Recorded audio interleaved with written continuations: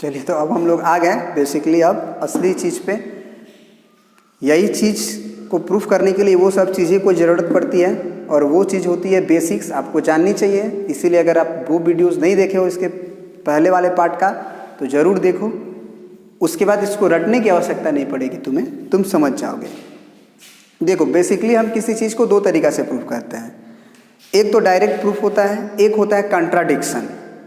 Contradiction से ही आप 10th class में इस चीज़ को प्रूफ करते हो, नहीं तो आप स्क्वायर रूट निकाल के भी प्रूफ कर सकते हो कि ये जो √2 का जो स्क्वायर रूट निकालते हो ना, ऐसे करके 1 एकम 1 ऐसे भी करके निकाल सकते हो।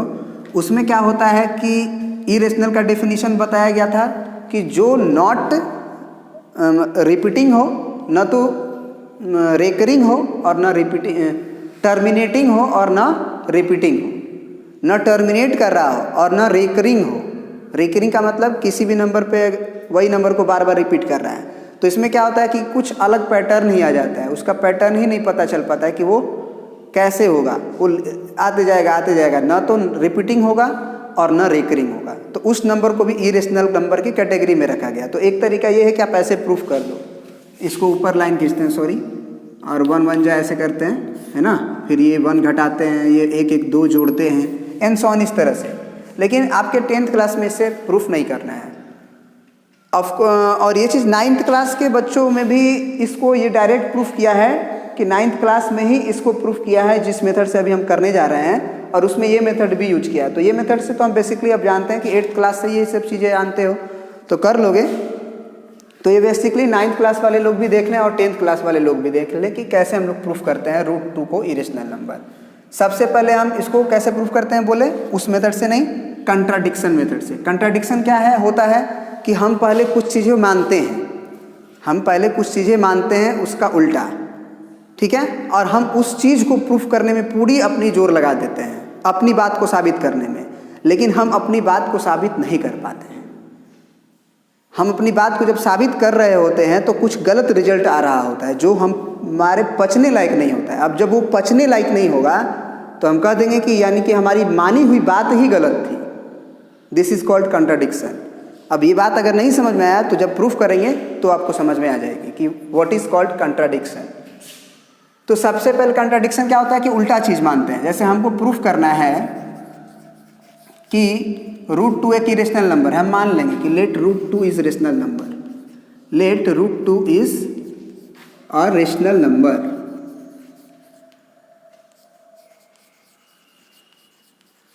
अगर तुमने इसे रेशनल नंबर मान लिया तो आप जानते हो डेफिनेशन रेशनल नंबर का कि इसे p/q के फॉर्म में लिखा जा सकता है। Then √2 is equal to p/q लिख दिए। और एक बात का ध्यान रखेंगे कि p/q ऐसा माने हैं, यही कंट्राडिक्शन का यूज होगा। ये ऐसा p/q माने हैं क्योंकि रेशनल नंबर मान चुके हैं तो p/q के फॉर्म में लिखा जा सकता है, और ऐसा p/q माना गया है कि इसमें कोई भी कॉमन फैक्टर नहीं है। And here p and q have no any common factor other than 1।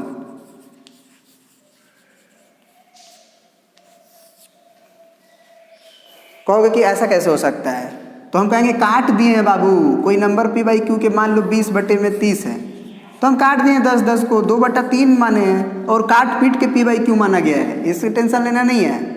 मतलब ये p/q जो है एकदम सिंपलेस्ट फॉर्म में लिखा गया है, ये दिमाग में रखना है। ये भी लिख सकते हो कि यार p and q have no any common factor other than 1। इसी को एक और लैंग्वेज में तुम क्या लिख सकते थे इसके जगह पे कि p/q है इन सिंपलेस्ट फॉर्म, या p/q इन सिंपलेस्ट फॉर्म। या फिर ये भी बोल सकते थे कि HCF of p and q is equal to 1। अगर HCF 1 होता है तो अब याद रखना कि कोई भी कॉमन फैक्टर नहीं होता है। ठीक है, ये मान लिए। अब देखो क्या करते हैं। अब हम क्या करते हैं कि क्यू को इधर भेज देते हैं, तो इसको क्या लिखेंगे, q root under 2 is equal to p. अब स्क्वायरिंग करते हैं both side, squaring both side, तो ये कितना हो जाएगा, q square into 2 is equal to p square. तो क्यू स्क्वायर बराबर क्या हो जाएगा, पी स्क्वायर बाई 2 होगा ना। ये क्या इम्प्लाई कर रहा है बाबू, P square divided by 2 is equal to Q का स्क्वायर आ जाना। इसको देखो ध्यान से, ये चीज़ क्या हमें बता रहा है, क्या कहने की कोशिश कर रहा है। जहाँ पे तुम क्या माने थे, here p and q have no common factor and p and q are integers, यही ना मानते हो, जहाँ क्यू नॉट इक्वल टू 0 होता है, इसी में लिख लेना क्यू नॉट इक्वल टू 0। तो अब बताओ उस बात से तुम क्या इंप्लाई करोगे बाबू, सोच के देखो उस बात से तुम क्या इंप्लाई करोगे। हम मार्कर चेंज कर लेते हैं, ध्यान से देखना कि तुम क्या इंप्लाई करोगे। ये साफ बोल रहा है कि पी स्क्वायर को यदि हम 2 से डिवाइड कर रहे हैं तो क्यू स्क्वायर आ रहा है, और पी और क्यू इंटीजर था, पी और क्यू इंटीजर था, तो नहीं दिख रहा है कि पी स्क्वायर को अगर 2 से डिवाइड कर रहे हैं तो एक इंटीजर आ रहा है। तो इसे ही तो कहते हैं कि डिवाइड कर दिया। अगर कोई नंबर को कोई नंबर से डिवाइड कर दिया और वो पूरी तरह से एक इंटीजर आ गया, तो इस बात से क्या निष्कर्ष निकला, कंक्लूजन निकला कि दैट मीन्स कि 2 ने उस नंबर को डिवाइड किया है, 2 ने उस नंबर को डिवाइड किया है। तो इसको देख के ही आपको ये लिख देना है, और सब जानता है कि इसके बाद ये बादशाह बताना चाह रहा है कि P और Q तो इंटीजर था, और जब 2 को P स्क्वायर को 2 से डिवाइड किए तो Q स्क्वायर आ गया। तो यहाँ से हम ये लिखेंगे कि this imply 2 divides P square, 2 divides P square. सही बात है ना, बिल्कुल सही बात है। तो ये तभी तो Q स्क्वायर एक इंटीजर आ रहा है।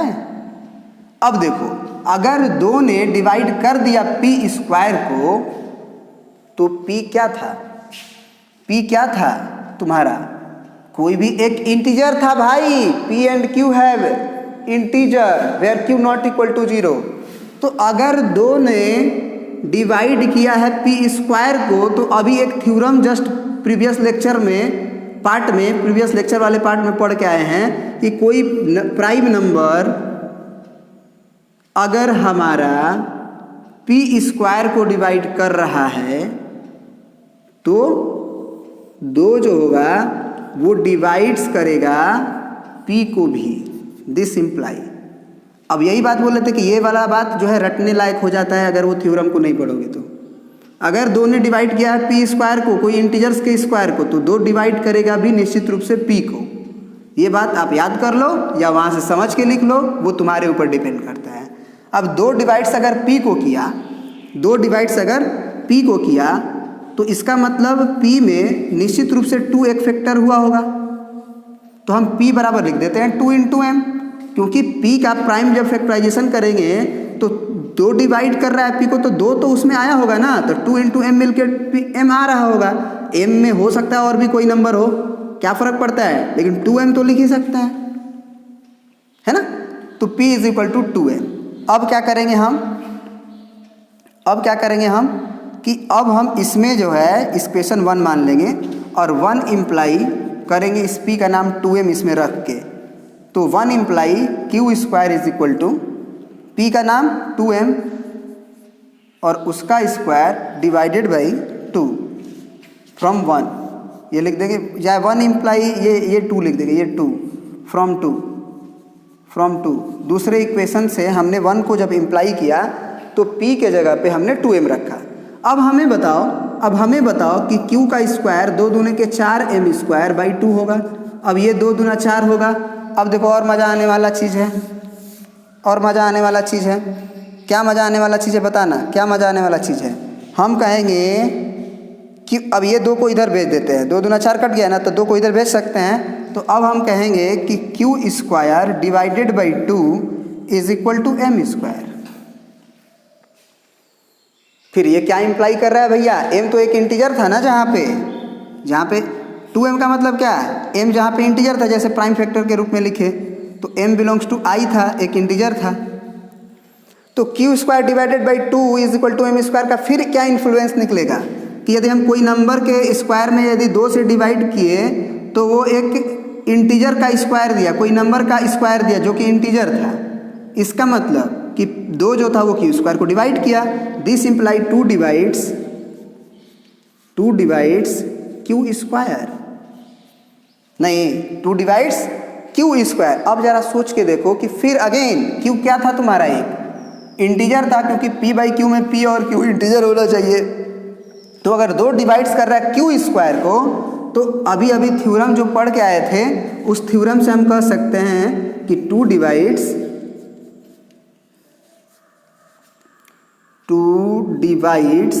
Q.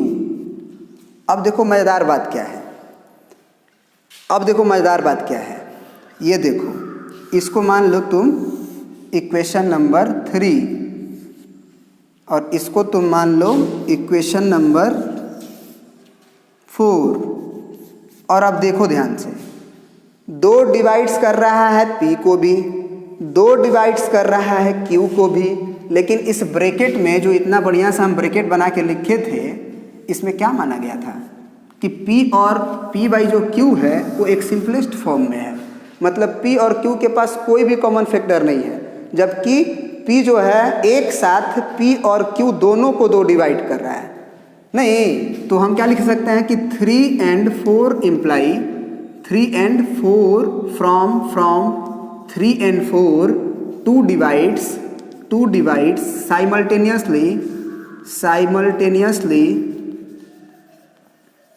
simultaneously p and q।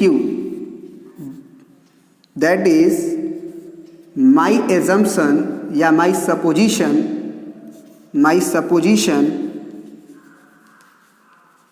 या assumption, इसको भी assumption भी लिख सकते हैं, assumption are wrong, that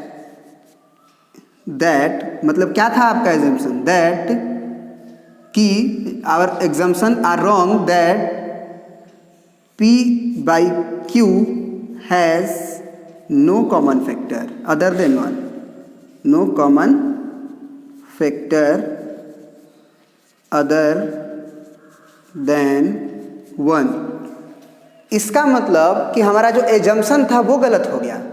इसका मतलब एजम्पशन क्या था आपका कि कॉमन फैक्टर कुछ भी नहीं है, कॉमन फैक्टर कुछ भी नहीं है आपका 1 के अलावा। तो ये आ रहा है ना, तो आपका एजम्पशन यही था कि कॉमन फैक्टर नहीं आना चाहिए कुछ भी, जबकि दोनों को डिवाइड कर रहा है।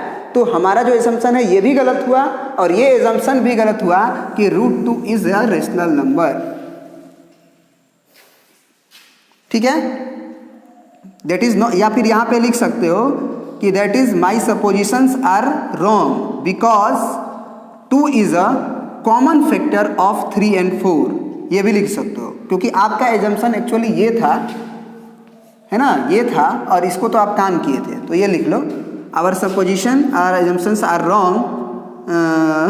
Wrong because p by Q have a common factor, ये काट के लिख लेना, p by Q have a common factor 2। This imply √2 is irrational number, an irrational number. लिख लेना अपना स्पेलिंग, बोल तो रहे हैं, ठीक है ना। चलिए, तो आई होप कि ये चीज़ आप समझ गए होंगे। तो कंट्राडिक्शन का मतलब यही होता है कि पहले आप अपनी बात को गलत मान लो कि √2 इज इरेशनल नंबर प्रूफ करना है, तो उसको मान लो कि वो रेशनल नंबर है और पूरी ताकत झोंक दो उसको रेशनल नंबर प्रूफ करने में, और अंतिम में तुम्हारी बातें गलत साबित होने लगे। कैसे गलत साबित हुई कि √2 बाई p बाई क्यू लिखे। अब p बाई जब q के फॉर्म में जब उसे हम लिखे तो हम मान लिए कि p बाई क्यू जो है एकदम सिंपलेस्ट फॉर्म में है। उसके बाद हम अपना वर्क किए।